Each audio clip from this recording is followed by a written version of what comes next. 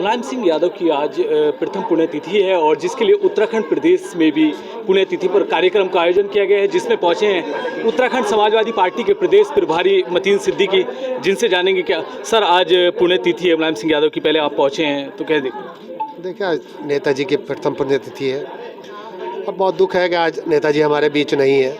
हमेशा नेताजी के साथ भी हम लोगों ने बहुत संघर्ष किया है और आज उनकी याद इतनी सता रही है कि बस जिनके लिए बयान करने के लिए अल्फाज हमारे पास नहीं है। लेकिन ये बात तय है कि सदियों में कोई एक आध नेता ऐसा पैदा होता है जो माननीय मुलायम सिंह यादव जैसा होता है। माननीय मुलायम सिंह यादव जी ने हमेशा इतना संघर्ष किया है। उनके जितने भी उपाधियाँ उन्हें मिली हैं, चाहे धरती पुत्र मुलायम सिंह या नेताजी या और जितने भी उपाधियाँ उन्हें आज तक मिली है, सब उनके कार्य की वजह से मिली है। तो आप जी यही कहते हैं कि नेताजी का संघर्ष और नेताजी का काम करने का तरीका, चाहे वो किसानों के लिए हो, व्यापारियों के लिए हो, छात्रों के लिए हो, कर्मचारियों के लिए हो, कोई वर्ग ऐसा नहीं था जो नेताजी से प्रभावित नहीं था। और आज सब अपने आप को असहाय महसूस कर रहे हैं और ये बात तय है कि 1 साल पहले उनका देहांत हुआ है। लोग जो जन सैलाब उस दिन उमड़ा था, उस बात का प्रत्यक्ष उदाहरण था कि तमाम पार्टियों के वरिष्ठ नेतागण, चाहे उसमें प्रधानमंत्री जी भी आना चाहते थे, भले ही उन्हें लैंडिंग की परमिशन उस दिन नहीं मिली, लेकिन ये उमड़ता हुआ एक जन सैलाब इस बात का गवाह था कि ऐसा नेता शायद सदियों में कोई एक आध पैदा हो। 2024 चुनाव नज़दीक है, इंडिया गठबंधन है, आप भी गठबंधन में शामिल हैं।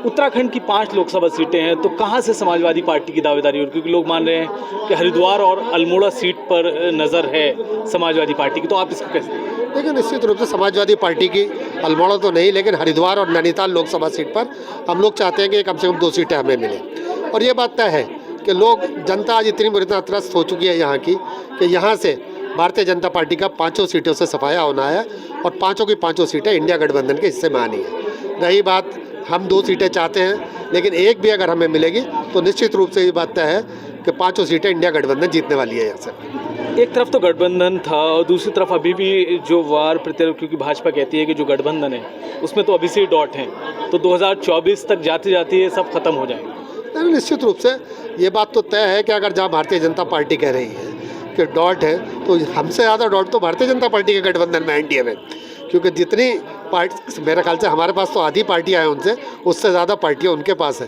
तो इस बात की चिंता उन्हें करनी चाहिए, हमें इस बात की चिंता नहीं है। हमारे पास जो है मजबूती के साथ है और लोग सब एकजुट हैं। अच्छा मतीन सिद्दीकी साहब, ये है कि क्या लगता है कि सीट गठबंधन में समाजवादी के खाते में उत्तराखंड में आएगी? क्योंकि आप भी कह रहे हैं कि नैनीताल और हरिद्वार, तो माना जाए कि एक सीट तो कम से कम आपके खाते में यहाँ आएगी? बिल्कुल आनी चाहिए। और हम लोग चाहते हैं कि जब प्रदेश है तो कम से कम 1 सीट हमारे हिस्से में आनी चाहिए।